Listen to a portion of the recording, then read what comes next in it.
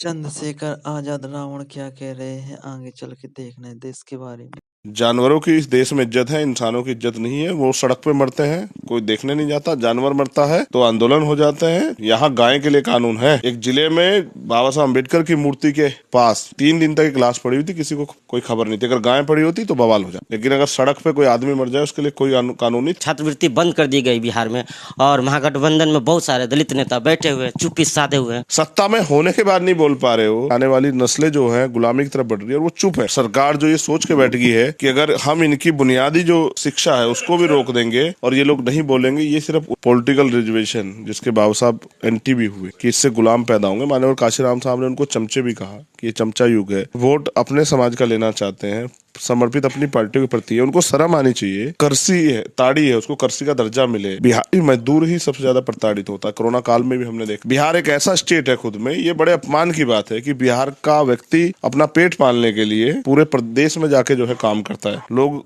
क्यों जाते हैं? घूमने तो नहीं जाते होंगे राजकुमार। ये दर्द झेलते हैं क्यों? क्योंकि उनको एक टाइम की रोटी मिल जाए। अगर ये सरकार रोटी भी नहीं दे सकती तो ये सरकार किनकी है? 75 साल में अगर आज भी कच्चे मकान हैं, अगर मेरे बौद्ध धर्म अपनाने से यहाँ के बहुजन समाज की जिंदगी बदलती है तो मैं आज तैयार हूँ। कई बार यहाँ की सरकार क्लेम करती है कि महापुरुषों के रास्ते पे काम कर रहे हैं। बाबू जगदेव के प्रमोशन में रिजर्वेशन SC ST और OBC को भी आपकी सरकार कोई आपको रोक नहीं सकता। जो बीजेपी ने जिसको खत्म करने का प्रयास किया हमेशा, उस पुरानी पेंशन को लागू करना चाहिए उनको। अगर आप क्लेम करते हैं बहुजनों की सरकार, इसलिए मैं कह रहा हूँ, और वो नहीं करती तो फिर ये बहुजनों की सरकार नहीं है। फिर बहुजनों को यहाँ भी अपने राज लाने के लिए बहुजन स्वराज यानी कि बहुजनों का अपना राज, SC ST OBC माइनॉरिटी के लोगों को संगठित होना। मैं इस सरकारों को ये बताना चाहता हूँ कि अब ये गुलाम नहीं बन के आपको वोट देंगे। अब ये अपने अधिकारों की बात करेंगे। आप नहीं दोगे।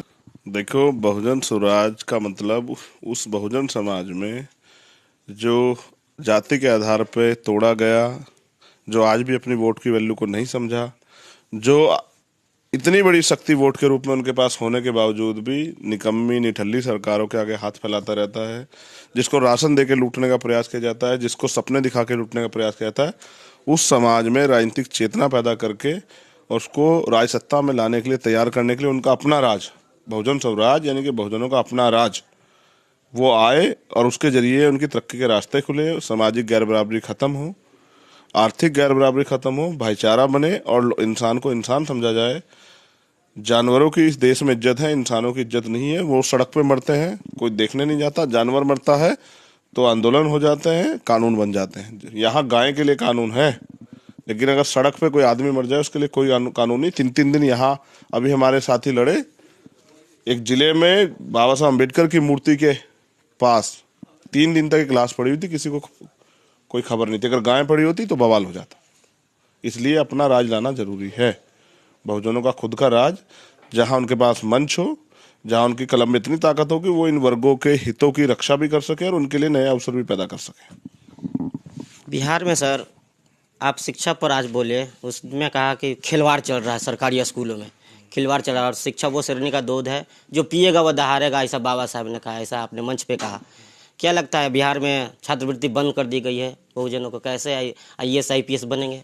और आपके भी आर्मी के लोग बिहार में क्या कर रहे हैं? देखो, ये जो पूरी यात्रा हमने निकाली, बहुजन समाज जोड़ो भाईचारा तैयार करो यात्रा, ये सरकार की जो नाकामयाबी है और सरकार जो ये सोच के बैठ गई है कि अगर हम इनकी बुनियादी जो शिक्षा है उसको भी रोक देंगे और ये लोग नहीं बोलेंगे, ये सिर्फ उनको जगाने के लिए ही यात्रा थी। हम लोग क्योंकि विपक्ष के रूप में हम सड़कों पे संघर्ष कर सकते हैं, सरकार से मांग कर सकते हैं, जेल भरो आंदोलन चला, जैसे हमने घोषणा भी की। अगर 20 मार्च तक SC आयोग और SC ST OBC और मुस्लिम बच्चों की जो छात्रवृत्ति रोकी गई, अगर वो नहीं लगा उसको दिया जाता, उसको शुरू किया जाता, तो हम लोग जेल भरो आंदोलन करेंगे 20 मार्च के बाद। यहाँ जो करसी है, ताड़ी है, उसको करसी का दर्जा मिले, क्योंकि बहुत सारे रोजगार तो नहीं है।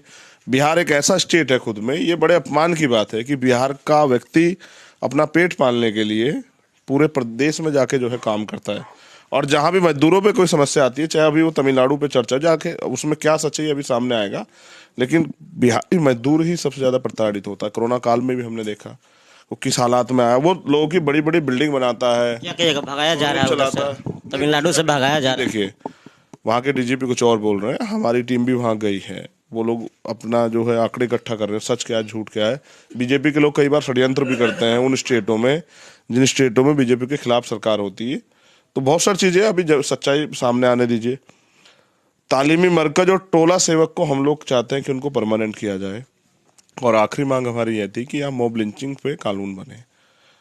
ये मांग जो हमारी यहाँ की पार्टी के भीम आर्मी और आज़ाद समाज पार्टी काशीराम के जो संगठन ने जो तय की थी, उनके लिए मैंने सरकार से मांग की कि सरकार इनको समझे और ये जरूरी मांग है।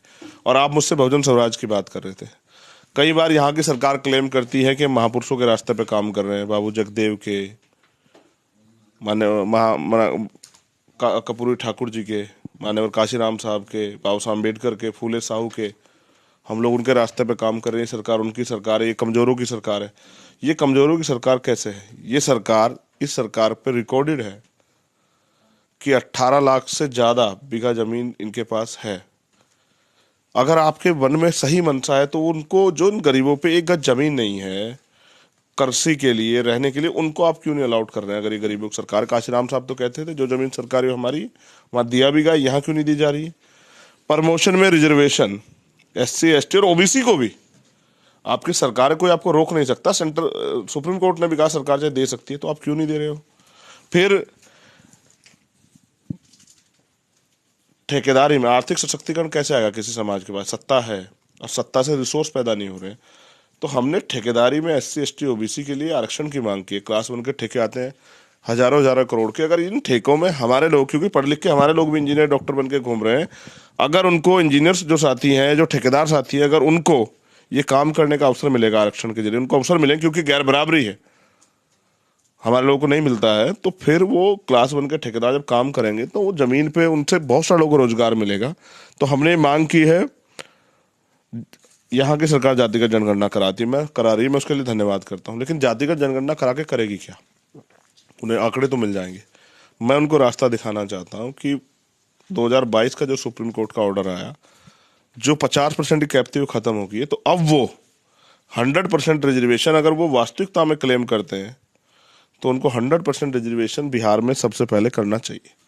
अगर वो इस बात को एक्सेप्ट करते हैं, और जैसा मैंने कहा, पुरानी पेंशन जो SC ST OBC कर्मचारियों के लिए बहुत बड़ा मुद्दा है, जो बीजेपी ने जिसको खत्म करने का प्रयास किया हमेशा, उस पुरानी पेंशन को लागू करना चाहिए उनको, अगर आप क्लेम करते हैं बहुजनों की सरकार। इसलिए मैं कह रहा हूं कि क्या तो सरकार इन कामों को करे, और वो नहीं करती तो फिर ये बहुजनों की सरकार नहीं है। फिर बहुजनों को यहां भी अपने राज लाने के लिए SC ST OBC और माइनॉरिटी के लोगों को संगठित होना चाहिए और काम करने वाले लोगों को मौका देना चाहिए। अम्बेडकर की बात करते हैं सर, सभी लोग अम्बेडकर की बात करते हैं, जितना भी नेता है, लेकिन छात्रवृत्ति बंद कर दी गई बिहार में, और महागठबंधन में बहुत सारे दलित नेता बैठे हुए हैं, चुप्पी साधे हुए हैं। इनके लिए क्या संदेश है आपका? देखो, पॉलिटिकल रिजर्वेशन जिसके बाबा साहब एंटी भी हुए कि इससे गुलाम पैदा होंगे, माननीय काशीराम साहब ने उनको चमचे भी कहा कि ये चमचा युग है।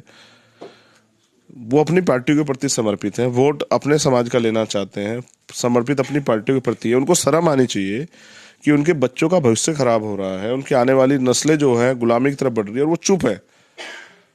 ऐसी राजनीति का क्या फायदा जिसके अपने समाज का भला ना कर पाओ। और अगर आप अपने दल में भी सत्ता में होने के बाद नहीं बोल पा रहे हो, या अपने लोगों के लिए हित नहीं कर पा रहे हो, उनके लिए उनकी बात नहीं रख पा रहे हो, तो फिर आप गुलाम से ज्यादा क्या है? तो मैं उनसे भी कहूंगा कि भाई वो अपनी बात को रखें और सरकार को मजबूर करें कि वो छात्रवृत्ति शुरू कराए, वो लोगों को जमीनें दे, वो पुरानी पेंशन बहाल करे, वो SC ST OBC को ठेकेदारी में आरक्षण दे, वो जो है बैकलॉग भरे, वो जाति जनगणना करा रहे हैं तो 100% रिजर्वेशन लागू करे। कुछ तो करके दिखाओ अगर आपकी सरकार है। गरीबों को अवसर पैदा करो ना, दलित शोषितों पे होने वाले अन्याय को रोको ना। क्या यहाँ SC ST पे अत्याचार होना बंद हो गया क्या? तो कुछ भी तो नहीं हो रहा है, फिर ये सरकार हमारी कैसे? इसलिए अभी हमने सरकार को जागरूक करने का काम किया है कि सरकार जागे। नहीं जागेगी तो फिर हम, और जैसे 20 मार्च के बाद हम लोग जेल भरो आंदोलन चलाएंगे इस बहरी सरकार को जगाने के लिए कि भाई देखो, ये कहने से काम नहीं चलेगा, जमीन पे काम भी करके दिखाना पड़ेगा। भाईचारा अपनी जगह है और अधिकार अपनी जगह है। भाईचारे की बात करके अधिकार आपको निगलने की आज़ादी हम लोग नहीं दे सकते हैं। सर, एक बात और पूछना चाहेंगे कि तमिलनाडु से जिस प्रकार से खबरें आ रही हैं कि उन लोगों को मारा पीटा जा रहा है, भगाया जा रहा है, तो बिहार में के ही क्यों लोग जाते हैं बाहर अदर राज्यों में कमाने? क्योंकि बिहार की जो सरकारें रही हैं वो यहाँ के लोगों को पर्याप्त मात्रा में रोजगार नहीं दे पाए। पैसे की कमी नहीं है, रिसोर्स की कमी नहीं है, ये बुद्ध की धरती है, ये यहाँ ये गुरु गोविंद सिंह जी की धरती है, हम पटना बैठे, पटना साहिब यहाँ यहाँ ये संतों महापुरुषों की धरती है, किसी चीज़ की कमी नहीं, लेकिन वो नीयत नहीं है नेताओं में। हाँ, अगर नीयत होती तो आप बताओ, कोई अपना घर छोड़ के हजारों किलोमीटर क्यों जाएगा और फिर वहां से मारपीट करवा के बेइज्जत होके क्यों आएगा? जिसके पास अपना घर हो, किराए घर में क्यों रहेगा? अगर वास्तविकता में यहाँ की सरकारों ने इन वर्गों को इंसान ही समझा होता तो और इनके लिए कुछ किया होता तो शायद आज ऐसी हालात नहीं होती। लोग क्यों जाते हैं? घूमने तो नहीं जाते होंगे राजकुमार, वो वहां जाते हैं अपने बच्चों का पेट पालने के लिए ना।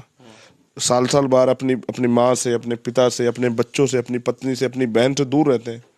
ये दर्द झेलते हैं क्यों? क्योंकि उनको एक टाइम की रोटी मिल जाए। अगर ये सरकार रोटी भी नहीं दे सकती तो ये सरकार किन की है और किन के लिए? 75 साल में अगर आज भी कच्चे मकान हैं, मैं गया था अभी मुजफ्फरपुर, हमारे नेता रवि कुशवाहा जी उनके एक गांव में, तो मैंने देखा आज भी वहाँ कच्चे मकान है। मैंने पटना में देखा कच्चे मकान। अब आप बताओ कि जिन लोगों को ये नहीं लगा कि इन लोगों पे पक्के मकान होने चाहिए, इसका मतलब गाय के लिए भी गौशाला बन रही है, भेड़ बकरी के लिए भी कुछ ना कुछ बन रहा है। तो अगर इन लोगों को इंसान समझा जाता तो इनके लिए भी कुछ ना कुछ बनता ना। जब कच्चा मकान है और बारिश आती होगी वो चूता होगा। बहुजनों को जानवर के समान समझाता है, ये जानवर से भी बदतर। अब मैंने आपको कहा, आपने मुझे बताया पटना राजधानी है बिहार की, और यहाँ अगर हमारे लोग कच्चे मकान, अच्छा ये भी नोटिस करना, अपना कैमरा लेके जाना, सड़क के किनारे टपरी डाल के कौन पड़ा है, रेलवे स्टेशन के किनारे कौन रह रहा है झुपड़ियाँ बना के, नालों के किनारे पे और तमाम तरह से ऐसी जगह जहाँ बहुत गंदगी, वहाँ कौन अपनी झोपड़ी और किसका बच्चा घूम रहा है। आप देखना तो आपको एहसास होगा कि आज भी लाखों लोग बिना छत के सोते हैं, जिन पे पीने को साफ पानी नहीं, पहनने को अच्छे कपड़े नहीं, खाने को अच्छा भोजन नहीं। फिर ये सरकारें किसके लिए? नेताओं के बच्चे विदेश में पढ़े और हमारे बच्चों की छात्रवृत्ति बंद हो जाए, क्यों भाई? फिर किसकी सरकार? फिर पैसे वालों की सरकार होती है, हमारी तो नहीं है। अच्छा, मुझे यहाँ से विधायक नहीं बनना, मुझे यहाँ से MP नहीं बनना, मैं यहाँ क्यों? इसलिए कि यहाँ के लोगों की भी आवाज़ उठे। जो ताकत मुझे समाज ने दी है, मैं इस सरकारों को ये बताना चाहता हूँ कि अब ये गुलाम नहीं बन के आपको वोट देंगे, अब ये अपने अधिकारों की बात करेंगे। आप नहीं दोगे तो ये अपनी ताकत बनाएंगे। तो क्या तो सुधार करो या फिर मुकाबले के लिए तैयार हो जाओ। एक सवाल और हम लास्ट करना चाहेंगे सर। आप बाबा साहब भीमराव अम्बेडकर के आदर्शों पर चलते हैं, उनके रास्तों पे चलते हैं। बाबा साहब ने बौद्ध धर्म अपनाया था, क्या आप भी उनके तरफ जाना चाहेंगे? तो अगर मेरे बौद्ध धर्म अपनाने से यहाँ के बहुजन समाज की जिंदगी बदलती है तो मैं आज तैयार हूँ। और अगर यहाँ हमारे संघर्ष से बहुजन समाज सत्ता आ जाए, जिनका राज होता है उनका ही धर्म होता है। जब तक यहाँ चंद्रगुप्त मौर्य जी, सम्राट अशोक, उनके जो आगे पीढ़ी की, जब तक उनका राज रहा, यहाँ बौद्ध धर्म भी बड़े पैमाने पे कामयाब दुनिया में गए यहाँ से बौद्ध धर्म। लेकिन जब उनका राज चला गया तो उनका धर्म भी चला गया।